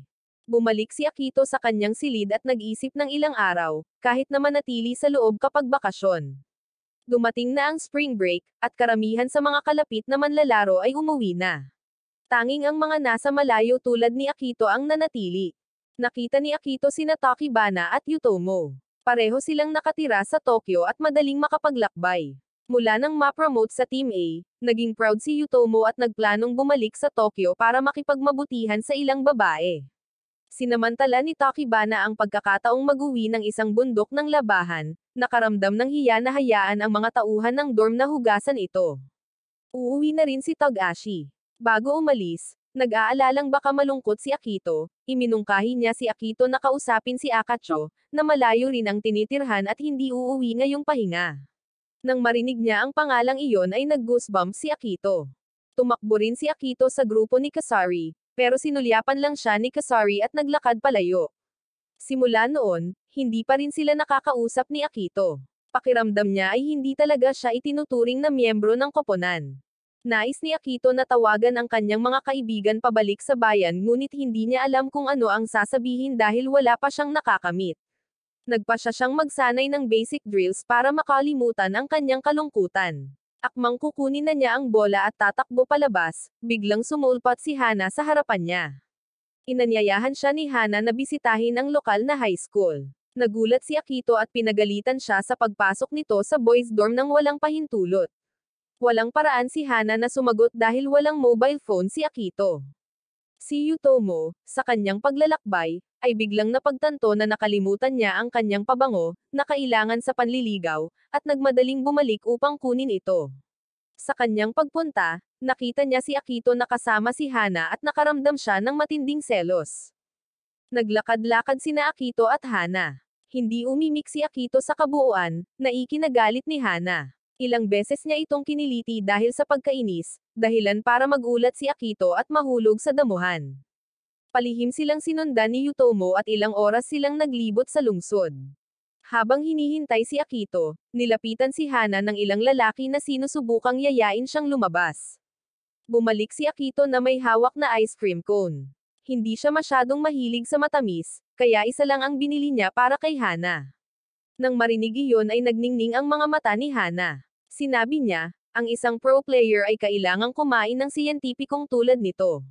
Ang iba pang mga manlalaro na dumating sa Japan ay binatikos ng husto dahil sa pagkain ng sobrang fast food. Biglang naalala ni Akito ang sinabi ni Nozomi, hindi ka makakapag-focus sa kahit ano, kailangan mong magsanay at gumaling ka agad. Nagbigay si Hana ng maikling pagpapakilala tungkol sa mataas na paaralan na kaanib sa Tokyo Esperion. Maaaring mag-enroll ang mga miyembro ng youth team na may mga scholarship at napakababang tuition. Ang kurikulum at mga kaganapan ng paaralan ay inayos ayon sa mga schedule ng pagsasanay ng mga manlalaro. Salamat sa scholarship, walang mabigat na pinansyal na pasanin ang ina ni Akito. Matapos mag-usap ng ilang sandali, hiniling ni Akito na umalis para mag-practice. Pinigilan siya ni Hana para bigyan siya ng meno. Kahit na sa isang araw na walang pasok, si Akito ay sumuko sa pagsasanay. Pinayuhan niya siya na bigyang pansin ang kalidad ng pagsasanay at huwag magsanay ng walang taros. Mula nang makatagpo si Akito, napansin ni Hana ang kapansin-pansing hitsura sa kanyang mga mata. Nakita niya ang hitsurang iyon sa mga internal na pagsubok. Masama ang pakiramdam niya sa tuwing nakikita niya ang mapanirang titig nito dahil may naaalala ito sa kanya. Labis na naguluhan si Akito, bakit niya iniuugnay sa kanya ang mahalagang tao na ito? Inagaw niya kay Hana ang menu at hiniling na itigil na niya ang mga bagay na ito para sa kanya. Ito ang kanyang katawan, at alam niya kung ano ang kailangan nito. Hindi siya ang taong palagi niyang ikinukumpara sa kanya. Walang balak si Hana na ikumpara siya sa iba. Ayaw marinig ni Akito ang paliwanag niya at ngayon gusto lang niyang magsanay. Nang makita ang level ng youth team, masakit na napagtanto ni Akito na siya ay naiwan. 3 taon lang siya sa youth team at nalimitahan ng oras. Sana ay hayaan siya ni Hana na magsanay. Labis ang pasasalamat niya sa pag-aalala nito, ngunit kung hindi siya maki-empathize sa mga manlalaro, hindi siya dapat makialam. Sa sobrang sama ng loob ni Hana ay napaluha siya at agad na umalis, nakalimutan ang kanyang bisikleta. Tumakbo siya pabalik para kunin ito at bago umalis ay sinipa niya si Akito, dahilan para matamba ito. Si Yutomo, na sumusunod, ay nasaksihan ang lahat at tumakbo palabas upang pag-alitan si Akito, na sinabing hindi niya naiintindihan ang sikolohiya ng mga babae. Hindi nagtagal, nagsimula ang bagong school year, at nagpasya pa rin si Erika na pumasok sa paaralang ito kasama ang mga manlalaro kahit na siya ay isang mahusay na estudyante. Lumapit sa kanya si Yoma at nagsimulang mag-usap. Akala niya ay mas mahusay na paaralan ang Papes-Ocon ni Erika, ngunit gusto ni Erika na pumili ng paaralan na tumutugma sa kanyang major. Naisip niya na mas mabuting mag-aral kasama ang mga manlalaro. Labis na curious si Yutomo kung paano nakikilala ni Yoma ang anak ng sponsor ng team. Ang nanay ni Yoma ay medyo matagal nang nagtatrabaho bilang tagapaglinis sa bahay ni Erika, ibig sabihin ay matagal na silang magkakilala. Ang klase kung saan nag-aral sina Yoma at Yutomo ay puno ng mga mahuhusay na manlalaro mula sa Team B. Sa oras na ito, iniisip ni Akito ang mga sinabi ni Yutomo noong nakaraang araw. Sinabi ni Yutomo kay Akito na kailangan niyang sanayin ang kanyang sarili upang mas maunawaan ang mga emosyon ng koponan, lalo na sa mga laban. Hindi pa naiintindihan ni Akito ang pahayag na iyon. Habang malalim ang iniisip, lumapit si Yutomo para tanungin kung kumusta na siya. 10 araw na ang nakalipas mula noong nag-away sina Akito at Hana. Tinanong ni Yutomo kung naisip na ba ni Akito kung bakit umiyak si Hana hanggang sa mamaga ang kanyang mga mata. Nag-aral si Hana sa ibang klase at sila ay nasa isang advanced English class sa isang malapit na gusali. Ayon sa pananaliksik ni Yutomo, ang isang lalaki ay mayroon lamang 24 na oras upang humingi ng tawad sa isang babae matapos siyang malungkot.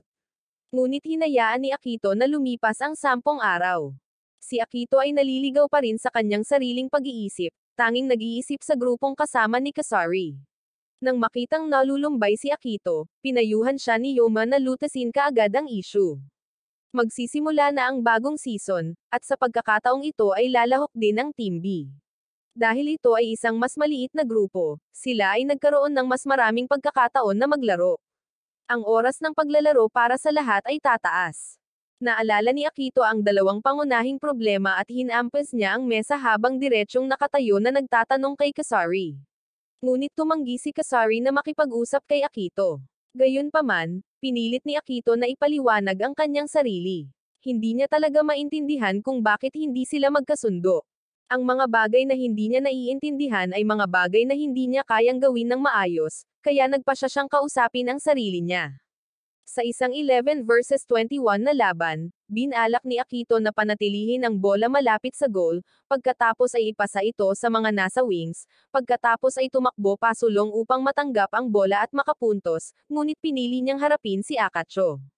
Kaya nahulaan ni Akito ang dahilan ng kanilang galit ay akala nila hindi niya malalampasan si Akacho. Samantala, nakaupo at nagkukwentuhan sina Nozomi at Fukuoka habang kumakain ng ice cream. Kamakailan ay tinanggap nila ang ilang mga bagong manlalaro at si Nozomi ay higit na nag-aalala kay Akito. Ang paraan ng pagtuturo ni Fukuoka ay naging matatag sa ngayon, ngunit nais ni Nozomi na magbigay ng mas malinaw na payo kay Akito. Hindi sumang-ayon si Fukuoka, sinabi na ang payo ay nagpapaginhawa lamang kay Nozomi. Tanging mga tamad na coach ang nagbibigay agad ng mga sagot sa mga manlalaro. Ang mga coach ay maaaring gumawa or masira ang mga manlalaro, at si Akito ay kailangang hanapin mismo ang mga sagot. Sa klase, saglit na nakinig si Kuroma at saka napagtanto na si Akito ay nagsasalita tungkol sa football. Pumayag siyang sumama sa diskusyon ni Akito. Gustong marinig ni Kuroma ang ilan sa mga ideya sa pagmamarka ni Akito na hindi kinasasangkutan ni Akacho. Masigasig na ipinakita ni Akito ang 12-dosenang mga ideya, ngunit hindi na nakinig si Kasari. Bulalas niya, bakit lahat ng ideya mo ay nagtatapos sa pagmamarka? Pinayuhan niya si Akito na itigil ang pagkahumaling sa pag-score bago ituloy ang pag-uusap. Sumang-ayon naman si Kuroma, ngunit hindi iyon tinanggap ni Akito, sinabing kung susuko siya sa pag-score, hindi na siya magiging striker. Hindi maintindihan ni Kasari kung paano makakasali ang isang tulad ni Akito sa youth team. Habang pinag-iisipan niya iyon ay lalo siyang naawa sa mga dati niyang kasamahan na hindi makasali sa youth team dahil si Akito ang kumuha ng kanilang pwesto. Labis na inis ang naramdaman ni Yutomo nang marinig ang sinabi ni Kasari. Nagkasama sina Akito at Yutomo sa isang trial practice, ang kanilang mga karera ay maaaring ganap na gumuho kung sila ay natalo. Pareho silang dumaan ng maraming round para makarating dito. Kung nagkaroon ng isyu si Kasari tungkol dyan, hindi ito hahayaan ni Yutomo na palampasin. Anong ibig mong sabihin sa pagnanakaw ng mga pwesto ng kasamahan? Huwag kang magbiro at naging matindi ang pagtatalo nilang apat na halos mauwi sa away. Sa kanyang pag-uwi ay hindi pa rin maintindihan ito ni Akito. Akala niya ay hindi magagalit ang dalawang iyon dahil lang sa pagkahumaling sa pag-score. Sa sandaling iyon, nakita ni Akito si Nozomi, na nagsabi sa kanya na dapat niyang tapusin ang kanyang misyon or hindi siya maglalaro sa susunod na 3 buwan. Dahil sa away, silang apat ay tinawag ng mga seniors para sa batikos. Ngayon ang unang pambungad na laban ng Team B, at ang kanilang pag-uugali ay maaaring magpababa sa moral ng koponan. Bagamat hindi masyadong malakas ang kalaban, ang pagpapatuloy ng ganito, hindi maiiwasan ang pagkatalo.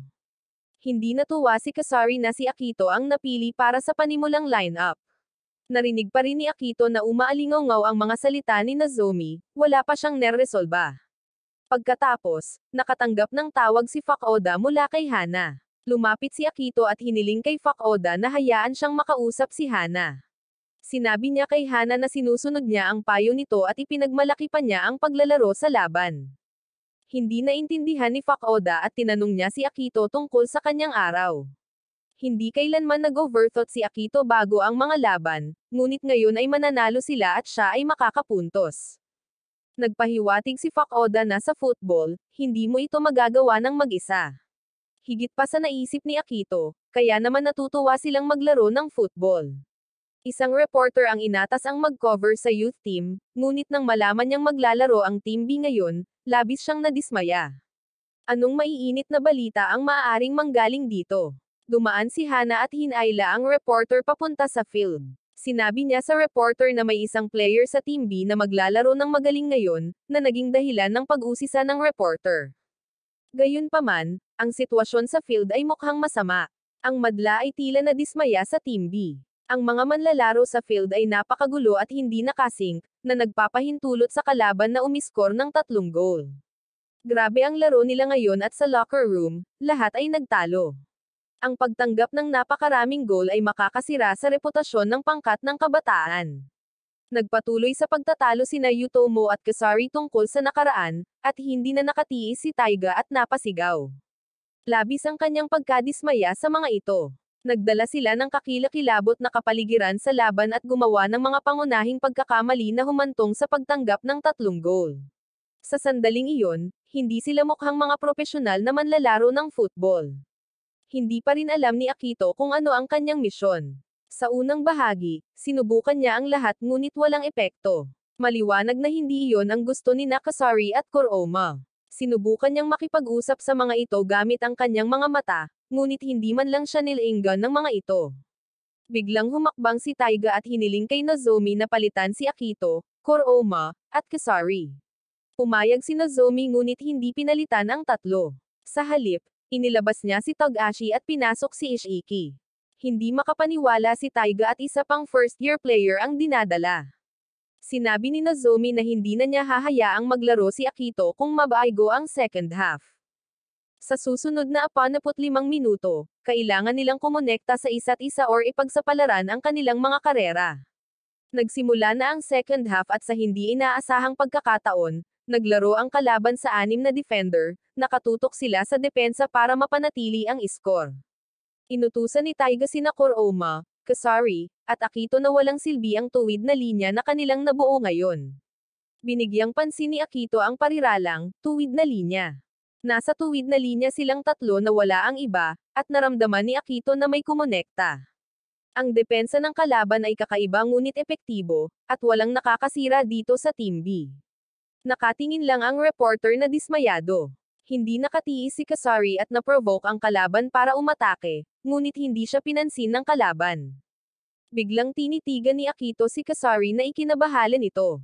Pinag-isipan ni Akito ang mga posisyon ni Kasari at Kuroma sa mga laban. Kahit papaano, laging nasa likod niya si Kasari habang tumatakbo si Kuroma sa pagitan nila ni Kasari. Hindi makapaniwala si Togashi na may oras pa si Akito para obserbahan ang mga kasamahan niya. Lumingon si Akito upang tanungin sina Togashi at Yutomo na kumpirmahin ang kanyang iniisip. Ang sagot ay laging nasa tuwid na linya ang tatlo at nakikita iyon ng lahat. Napagtanto ni Akito ang problema. Palagi niyang iniisip kung bakit hindi naiintindihan ng dalawa ang estilo ng kanyang paglalaro or pinagmamasdan siya. Pero ngayon napagtanto niyang siya pala ang hindi nagmamasid sa kanila. Nais ng coach na si Akiro na palitan na sila, ngunit nais ni Nozomi na panoorin si Akito ng isa pang 5 minuto. Napansin ni Akito na halos pantay ang pagitan nila ng dalawa. Kung kinuha niya ang bola ng hindi nagmamasid sa paligid, kailangan nilang makahabol pero hindi pa niya ito lubos na naiintindihan. Naisip niya kung nasa likod ni Kasari si Kuroma ngayon, saan siya gustong tumayo ni Kasari. Sa pag-iisip nito, agad na gumalaw ang mga paa ni Akito. Nag-react si Kuroma sa oras at diretsyong tumakbo. Ipinasa ni Kasari ang bola kay Akito, na pagkatapos ay direktang ipinasa kay Kuroma.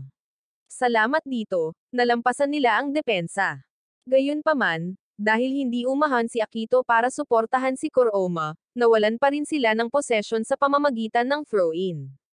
Ngunit pagkatapos nito, pinalakas ni Kuroma si Akito sa pamamagitan ng thumbs up.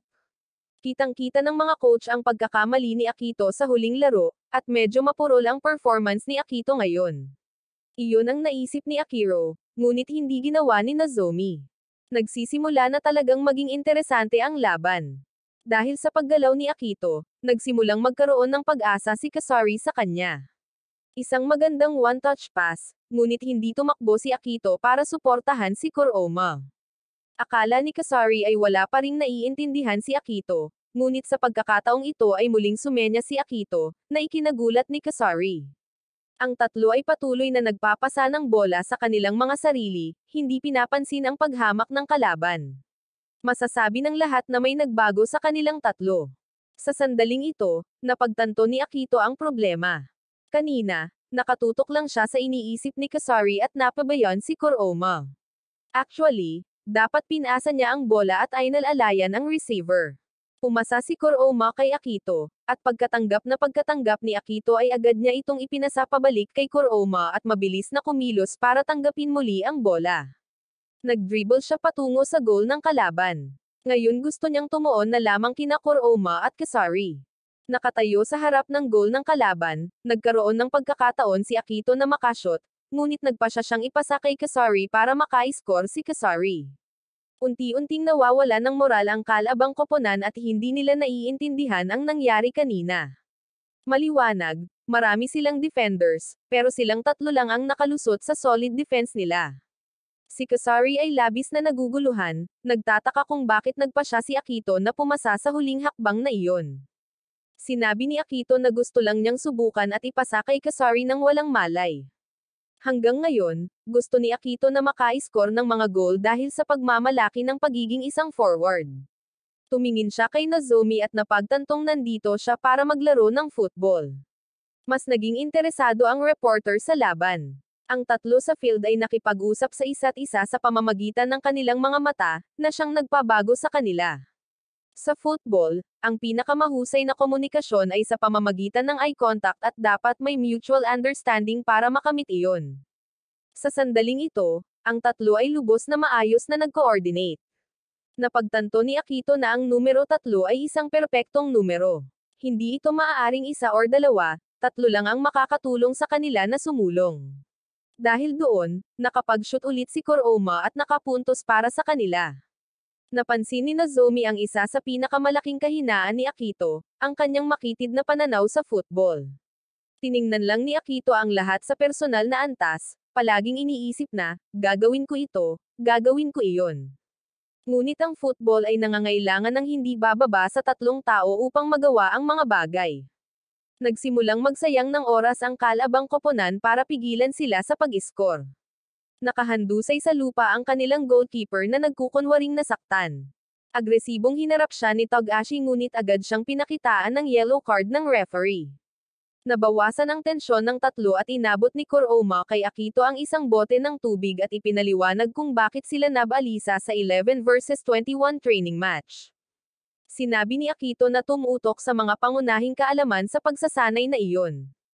Umaasa lamang sila sa mga numero, at ang mga salitang iyon ang gumising sa kanila. Ang layunin ng pagsasanay ay hindi tungkol sa mga numero ngunit kung maaari silang maglaro ng disente anuman ang dami, at ang pangunahing hugis ng football ay ang tatsulok.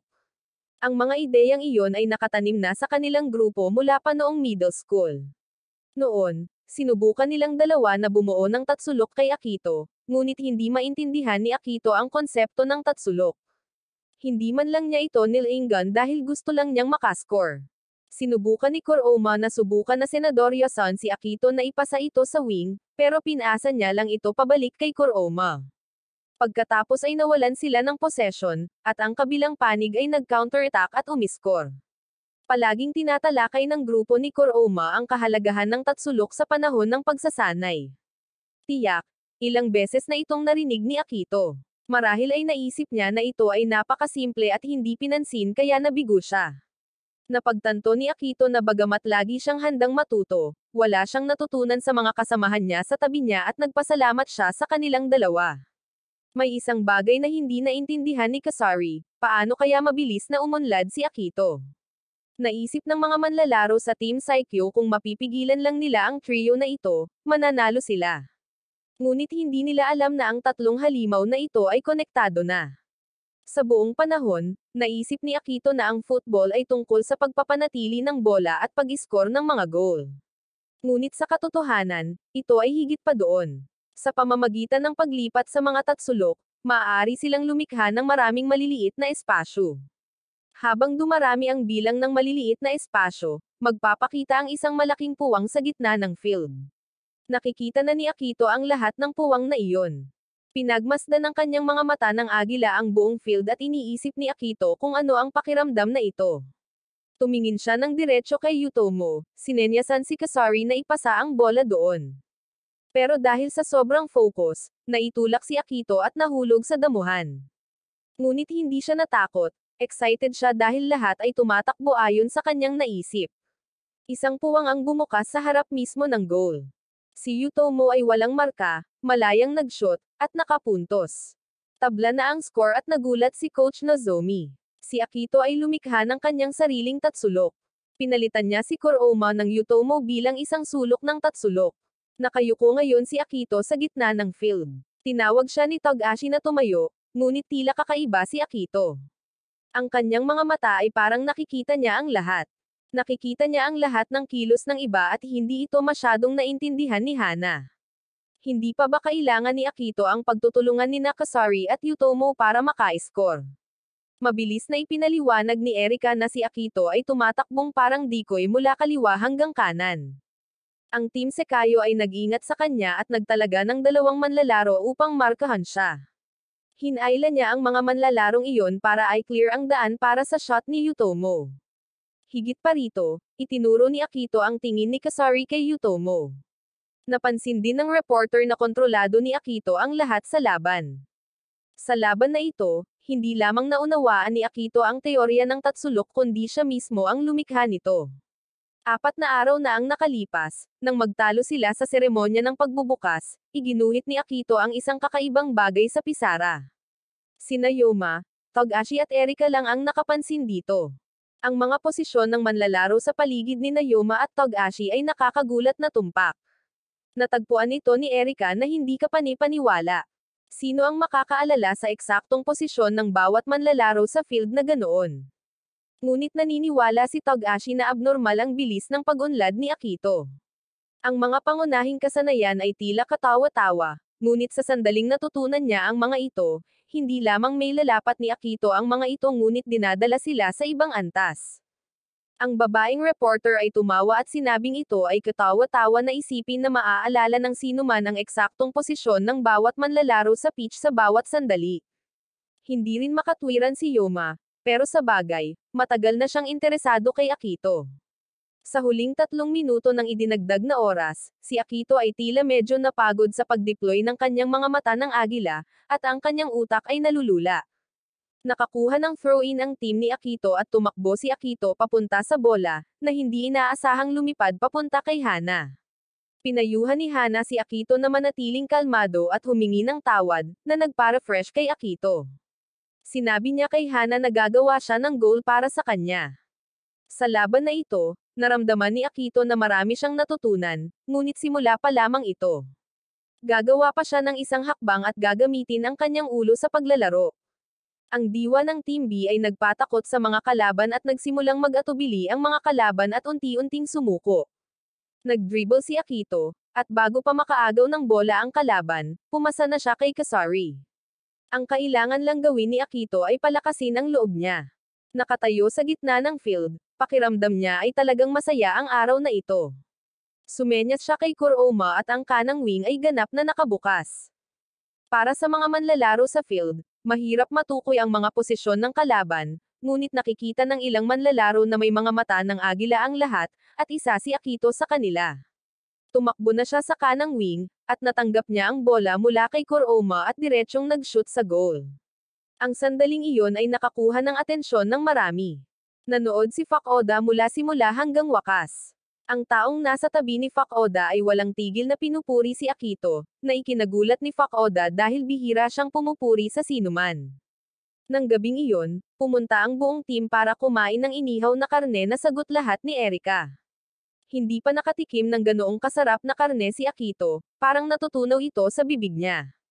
Tinutulan ni Hana ang paraan ng pag-ihaw ni Akito. Sinabi niya na ang karne ay kailangang iniihaw ng maayos upang maging malasa, 80% sa isang panig, pagkatapos ay 20% sa kabilang panig. Itinuring na bahagi ng team si Hana at tinulungan niya ang koponan ni Fukuoka mula pa noong middle school. Ipinangako sa kanya ni Akito na mananalo siya sa susunod na laban, na napangiti ng husto si Hana.